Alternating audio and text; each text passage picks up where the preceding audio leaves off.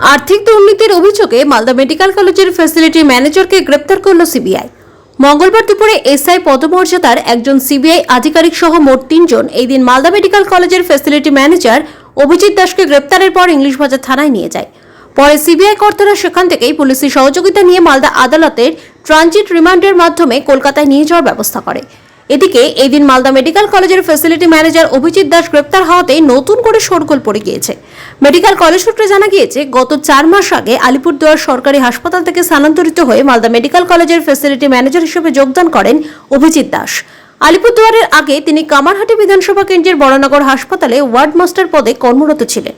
বিভিন্ন সরকারি হাসপাতাল ও মেডিকেল কলেজে মোটা টাকার আর্থিক দুর্নীতিতে বিগত দিনে গ্রেপ্তার হয়েছিলেন অভিজিৎ দাস। কলকাতার আলিপুরেই মূলত আর্থিক দুর্নীতির মামলায় গ্রেপ্তার হয়েছিল অভিজিৎ দাস। পরবর্তীতে জামিন পেলেও মামলা চলতে থাকে। এরপর অভিজিৎ দাসের বিরুদ্ধে একাধিকবার আদালতে হাজির না হওয়ার সমন জারি হয়।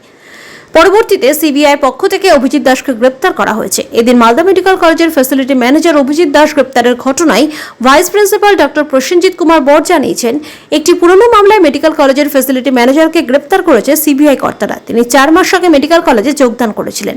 এর আগে তিনি আলিপুরদুয়ার এলাকায় ছিলেন।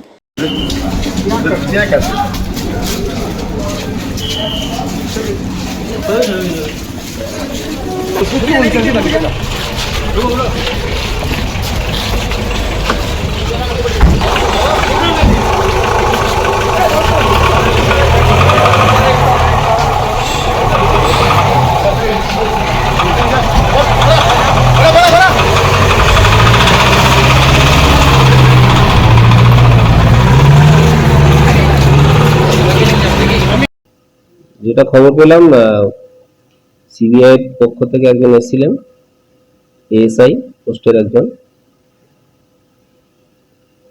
সাব ইন্সপেক্টর কলকাতা থেকে। উনি ওনাকে অ্যারেস্ট করেছেন, নন বেলেবল সেকশনে অ্যারেস্ট করেছেন। অভিযোগ কি ছিল সেটা বলতে পারবো না, কিন্তু ওনার নামে অ্যারেস্ট ওয়ারেন্ট ছিল, সেই অনুযায়ী ওনার অ্যারেস্ট করেছে। সিবিআই টিম এসে আপনার সাথে যোগাযোগ করে? হ্যাঁ, সে আমার সাথে কথা বলেছে। পরে ভার্বালি যেটা ওনাদের কাছে শুনলাম, সেটা কোনো একটা কেসের ওয়ারেন্ট ছিল, সমন ছিল, সে অ্যাটেন্ড করেননি, 2-3 বার মানে অ্যাটেন্ড করেননি, তার জন্য ওয়ারেন্ট হয়েছে। অভিজিৎ দাস ইনি ফেসিলিটি ম্যানেজারের পোস্টে ছিলেন। সিবিআই যিনি এসেছিলেন তিনি তো বললেন কি, যেটা ওনার নামে ভার্বালি যেটা বললেন, ওনার নামে সমন ছিল, সমন অ্যাটেন্ড করেনি, তার জন্যই এবং তার একটা কোর্টে ওয়ারেন্ট পেপার ছিল ওনার নামে। একটা কেসের নাম্বারের একটা রেফারেন্স দিয়েছেন, সেটা সম্ভবত কলকাতা আলিপুরে।